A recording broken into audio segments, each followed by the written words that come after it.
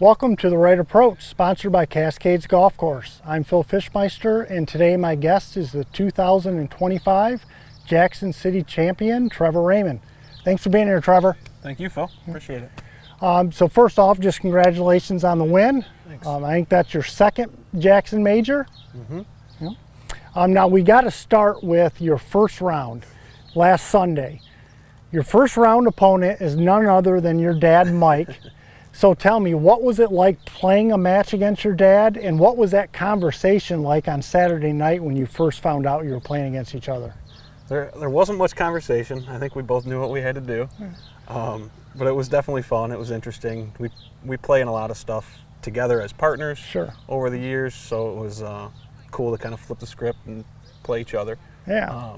But obviously he's a tough opponent, so I knew I had my hands full. Yeah, I mean, there's no one that's a tougher competitor than your dad. Yeah. And I'm sure you know that as well as anyone. Yeah.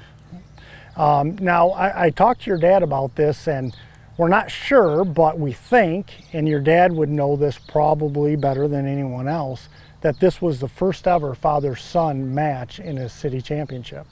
We believe, so that's pretty special. I could believe that. Yeah. There's a couple other father-son winners. Yes, Marstons and Kurzanowskis, but I don't know that they'd ever played against each other. Yeah, we don't think so. We could be wrong. I have to check the history books on that. Right. But in that match, you went out, you birdied the first 3 holes, got up to a quick 3-up lead. Was there any extra motivation playing your dad, or what was there a lot of conversation during the match, or were you kind of pretty much just doing your own thing? Did your dad give you a little, what in the hell is this all about after birdieing the first 3, or how'd the match go? I chipped in on the first hole, kind of got lucky after he hit a good shot. So there was a little bit of a lucky one there kind of thing. And then, made a couple birdies. He just missed a couple birdies.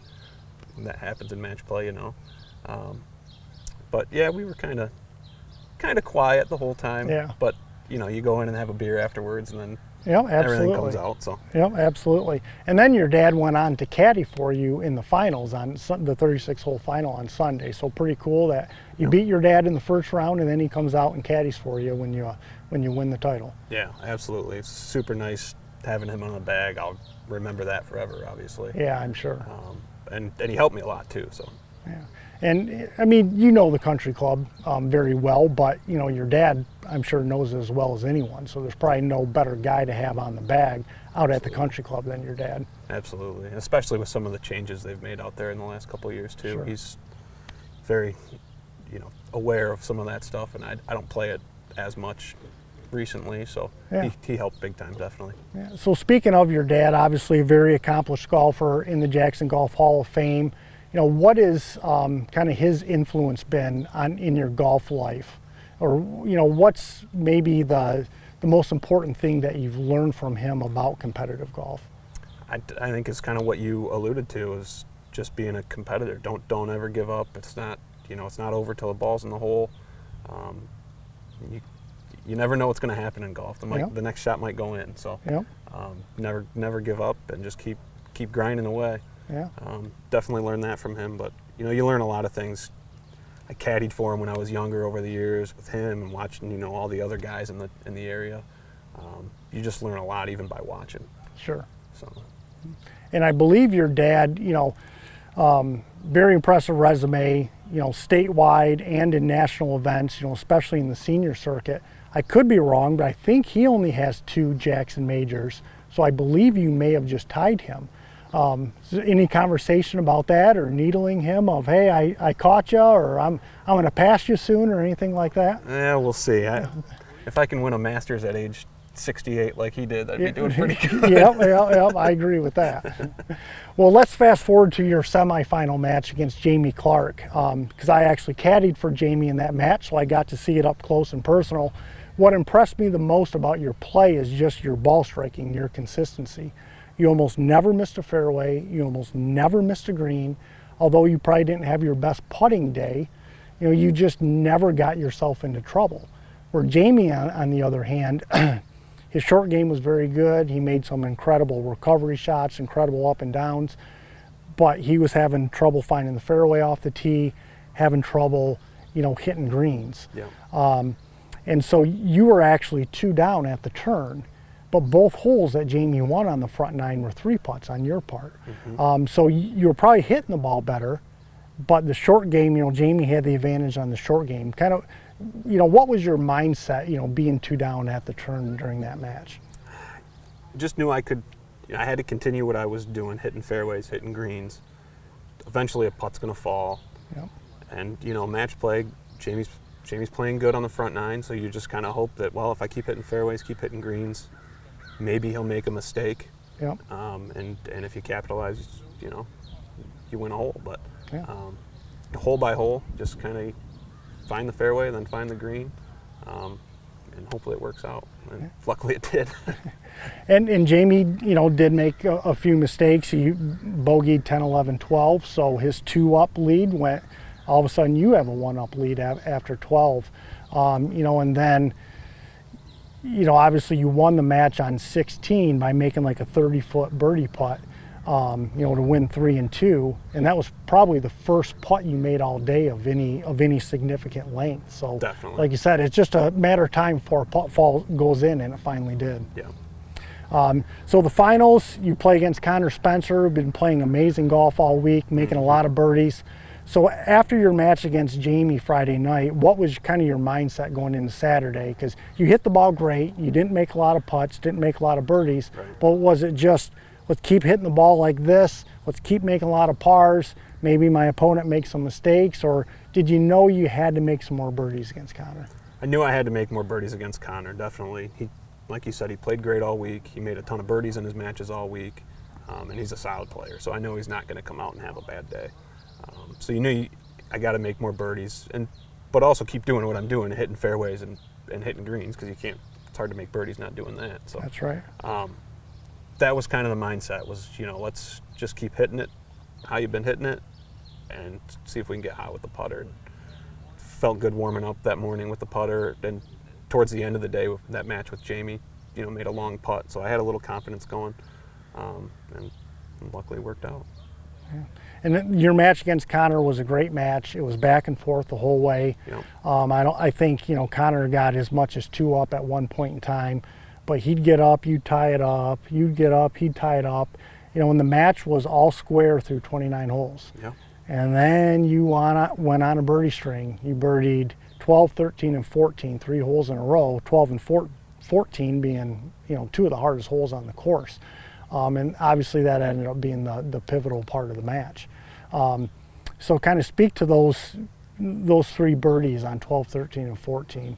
Did you make long putts? Were you hitting it tight? What was going on there? I just kind of got a little hot and hit them tight. I think it was, 3 or 4 feet on 12, 2 feet on 13, and 2 feet on 14 kind of thing. So I just hit some fairways, like I said, like I was trying to do, and finally hit some close and didn't have to make a long putt. Yeah. And then you go 3 up, you play 15. I know you hit it tight on 15 there, but you were above the hole. Connor was in for par. You didn't want to get too greedy with the birdie putt, so you just kind of lagged it up there and made your par, and then went on and won the match on the 16th hole. Yeah. Yeah. Well, obviously very impressive playing all week. The ball striking, was phenomenal, what I got to see on Friday. Second major win. Again, congratulations on some great golf. Thanks, Phil. Appreciate it. Yep, thank you. And we're going to take a short break. When we come back, we're going to play the first hole out at Cascades Golf Course. Welcome back to The Right Approach. Trevor and I are out here at the first hole at Cascades Golf Course, 573-yard par 5, pretty much straight down the hill. Trevor, I'm going to give you the honors. I didn't see you miss a fairway in the city, so keep up that great driving. We'll try.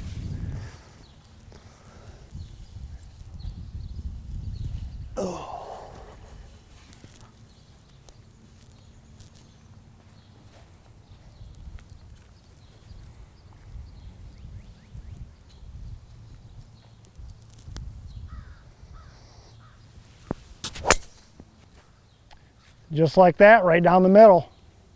Great drive, Trevor. Thanks.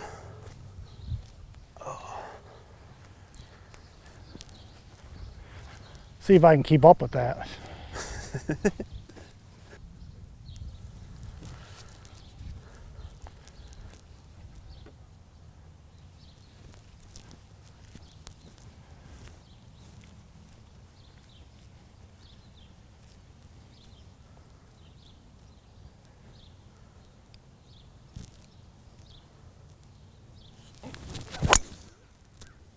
There you go. Good one. Thank you. I think we got 2 in the fairway. This might be right next to each other. They might be.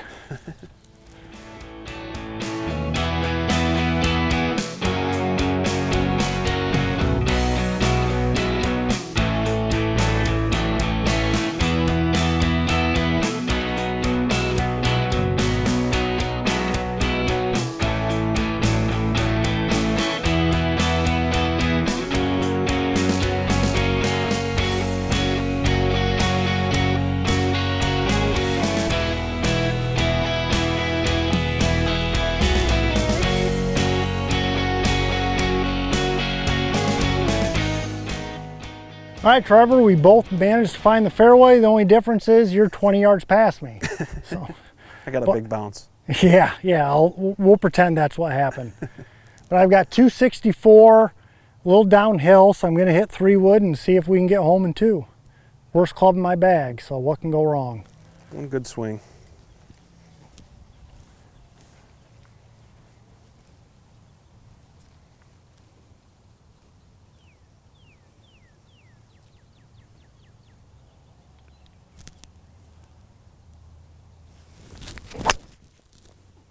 Well, pulled it a little bit right. That could be a tough up and down for birdie from there. Got some green to work with. Yeah, we'll see. All right, Trevor, I got you at 245 yards. Okay. Again, a little bit downhill, so maybe playing, 235 in that area. See if I can roll a 2-iron up there. Playing a 2-iron. Driving iron. Driving iron. Well, you're a ball striker if you're playing a 2-iron out of the fairway. It's nice and fat.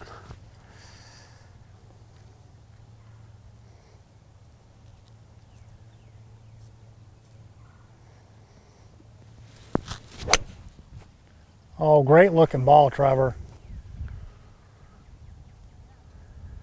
I think you got an eagle putt there. It's be right in the middle of the green. Great shot. Putting. Great shot. Thanks.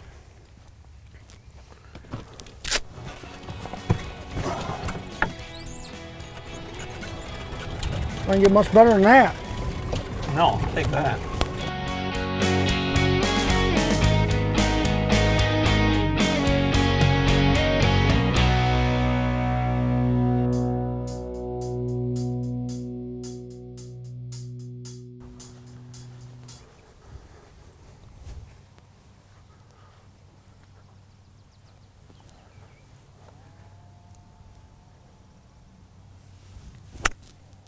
There you go. Good shot. Thank you.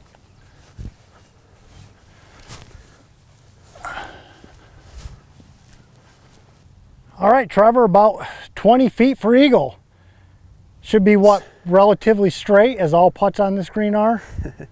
Pretty straight. Might move maybe a little left at the end. Yep. See if we can give it a chance. Yep, I want to see an eagle here.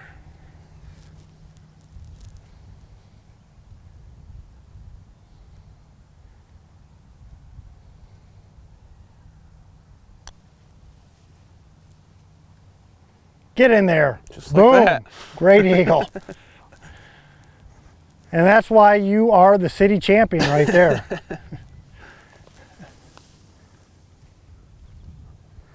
Well, I'm already out of the hole, but see if I can make a birdie.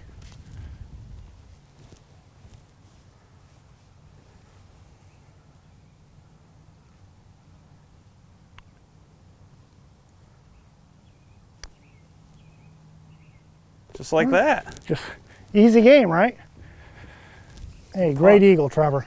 Thanks. Good birdie. Thank you.